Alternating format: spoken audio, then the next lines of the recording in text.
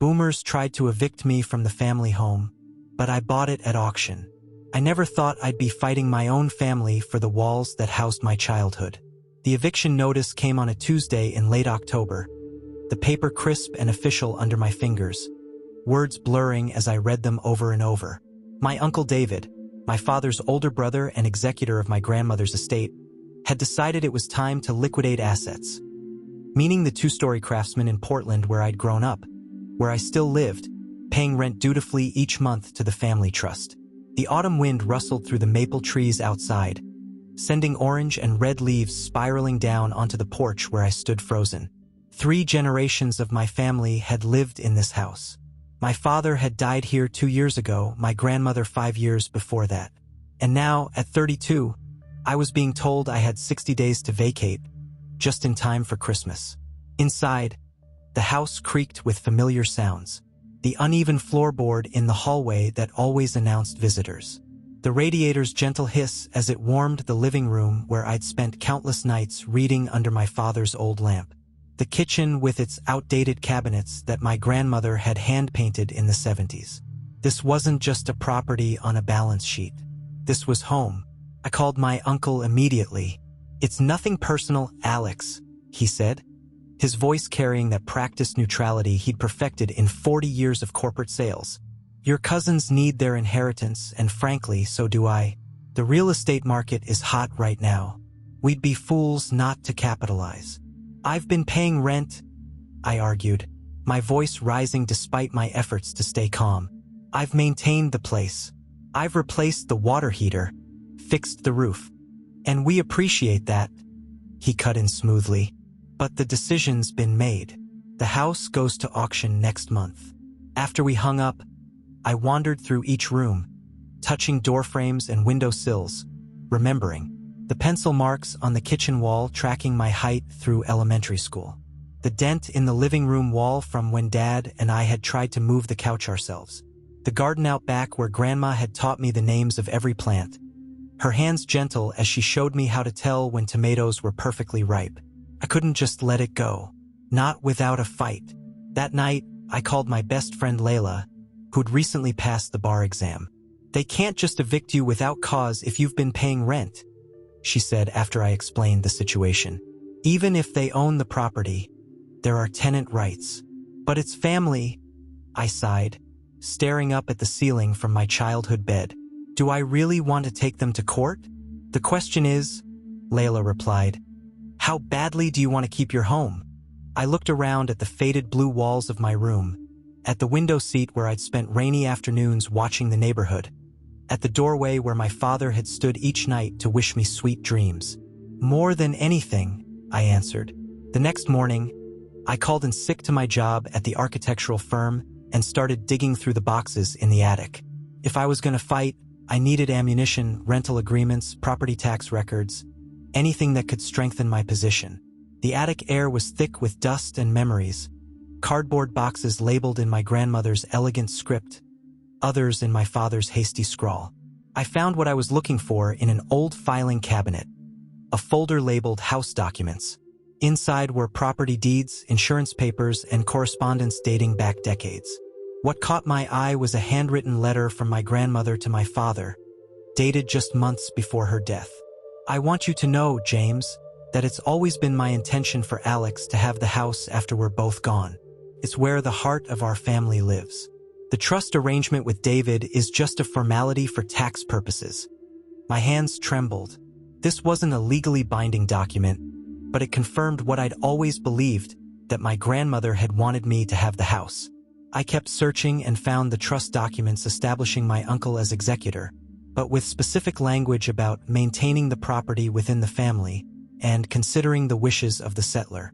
Armed with these papers, I met Layla for coffee at the small cafe 3 blocks from my house, the one where the barista knew my order by heart. "It's not ironclad," she said after reviewing everything, rain pattering against the windows beside us. "But it gives us something to work with. Us.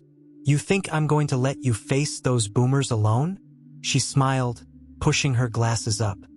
"This is exactly the kind of case I went to law school for, fighting for the little guy against unfeeling capitalism." I laughed for the first time since receiving the notice.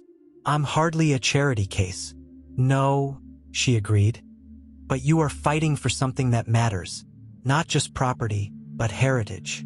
That afternoon, we drove to the county clerk's office to research the property records further.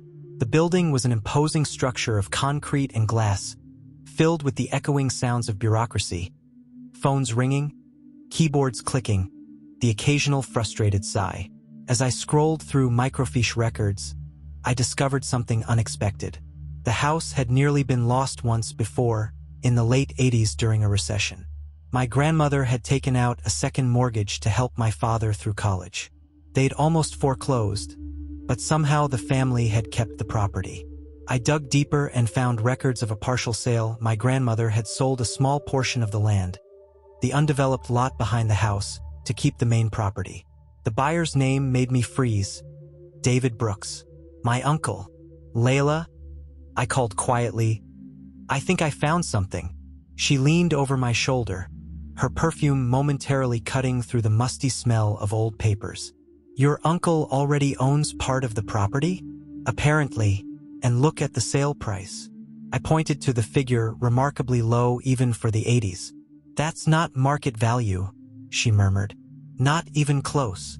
We requested copies of everything and headed back to the house, our minds racing with possibilities. As we spread the documents across my kitchen table, a picture began to emerge. One of my uncles systematically positioning himself over the years, waiting for the perfect moment to claim the entire property.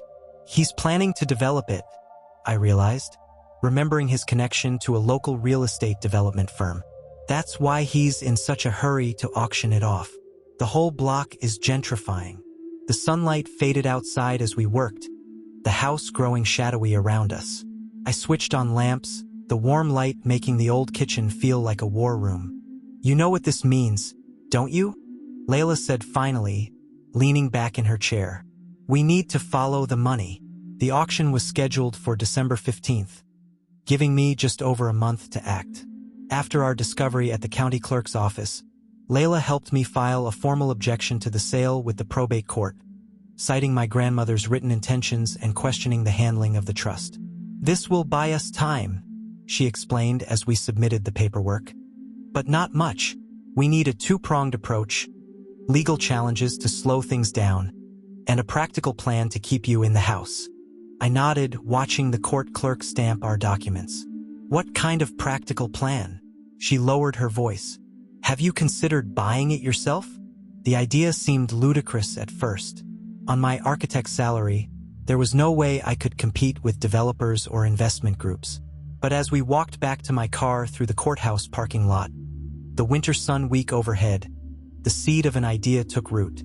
I have some savings, I said slowly, and my 401k that I could borrow against. But it's nowhere near enough. What about the property itself? Layla asked. You said your grandmother sold the back lot to your uncle. What if there's more subdivision potential? That night, I spread out the original property maps on my living room floor. The house sat on a quarter-acre lot in what had become one of Portland's most desirable neighborhoods.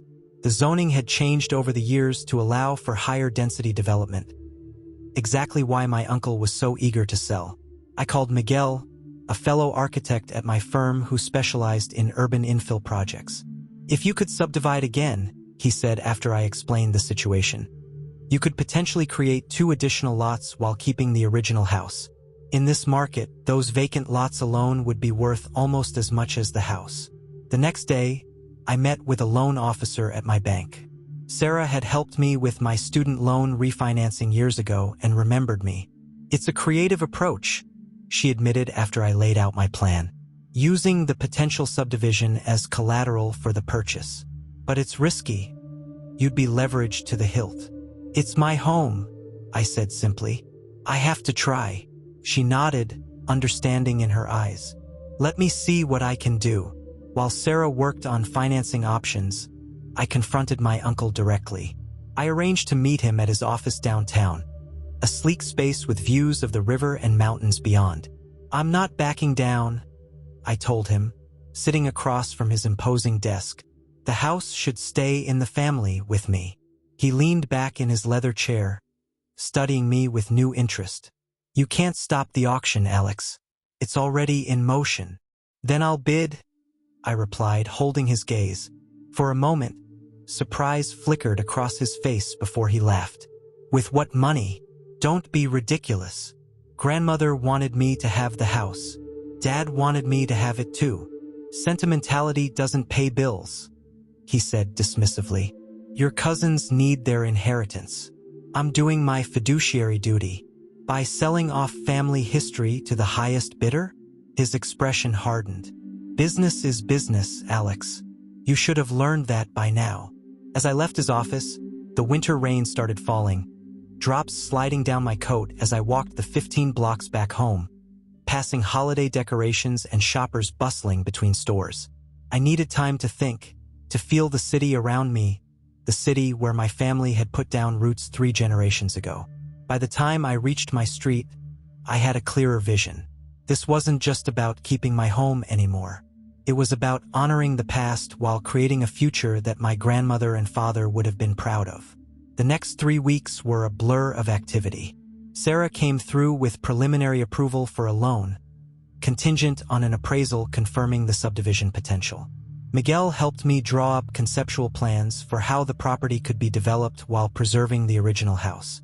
Layla continued our legal challenges, earning us a hearing scheduled for 2 days before the auction.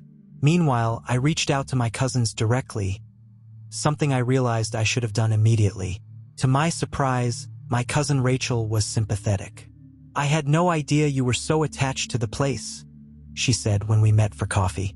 Dad just said it was time to settle the estate. It's not just attachment, I explained, showing her old family photos of the house. It's about preservation, about keeping something meaningful intact. She nodded slowly. I'll talk to my siblings. I can't promise anything, but we'll see. The evening before the court hearing, I sat on the front porch swing, bundled against the December cold. Christmas lights twinkled from neighboring houses, and somewhere in the distance, carolers were singing. I closed my eyes, letting the gentle creak of the swing soothe me, trying not to think about the possibility that this might be one of my last nights here. The judge at our hearing was sympathetic but bound by legal realities. While the letter demonstrates your grandmother's wishes, she said, the trust documents give the executor considerable discretion. I cannot stop the auction, but I will issue an order requiring that any sale be approved by the court before finalization. It wasn't the victory we'd hoped for, but it was something. One more layer of protection, one more chance to make my case. The night before the auction, I couldn't sleep. I wandered through the house, touching walls and door frames, whispering promises to the home that had sheltered me all my life. In the kitchen, I found myself staring at the height marks on the wall, my growth recorded in pencil from age 4 to 16. I traced them with my finger, remembering my father's proud smile each time he marked a new line. I won't let you go, I whispered to the empty house. Not without a fight. The auction was held in a downtown hotel ballroom, all crystal chandeliers and plush carpet that couldn't quite hide the tension in the air. I spotted my uncle near the front, surrounded by my cousins. Rachel caught my eye and gave a small wave, which I returned hesitantly. I took a seat near the back, Layla beside me. Both of us dressed in our most professional attire, me in the charcoal suit I usually reserved for client presentations, her in a navy blazer and crisp white shirt. Sarah from the bank had arrived too, sitting a few rows ahead, our financing approval tucked safely in my briefcase. Nervous, Layla whispered as the auctioneer prepared his materials at the podium. Terrified, I admitted. My hands were steady, but my heart hammered against my ribs. Remember the plan. Don't bid too early. Wait until it slows down. I nodded, scanning the room to identify our competition. There were several people I recognized from local development companies, a couple of real estate investors known for flipping properties, and a few individuals who looked like prospective homeowners, though not many would be able to afford this neighborhood anymore.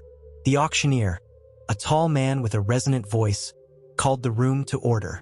Today we're offering lot 247, a craftsman home on a quarter-acre lot in the Hawthorne district. We'll start the bidding at $550,000.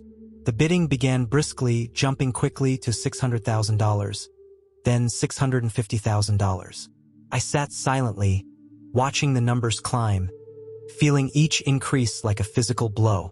At $750,000, several bidders dropped out. By $825,000, we were down to 3 serious contenders. My uncle bidding on behalf of what I assumed was his development company. A silver-haired man I recognized as the CEO of a local luxury home builder, and a woman in a red blazer I didn't know. $850,000, called the silver-haired man. $875,000, countered red blazer. My uncle raised his paddle. $900,000. The room grew quiet as the bidding slowed, each increment now coming with more hesitation. At $975,000, red blazer shook her head and lowered her paddle. $975,000 going once, the auctioneer called. Looking around the room, I took a deep breath and raised my paddle. $1 million, I said, my voice carrying clearly across the suddenly silent room. My uncle's head snapped around, his eyes finding mine, narrowing in surprise and what looked like respect. $1,025,000, he countered immediately. The silver-haired man hesitated, then slowly shook his head. He was out, just my uncle and me now. $1,050,000, I called, ignoring Layla's warning squeeze on my arm. I was already beyond our planned maximum, but I couldn't stop now. $1,075,000. My uncle responded without hesitation. I swallowed hard. This was it, my absolute limit, with every penny I could borrow against my future. $1,100,000, I said, my voice steady despite the thundering of my heart.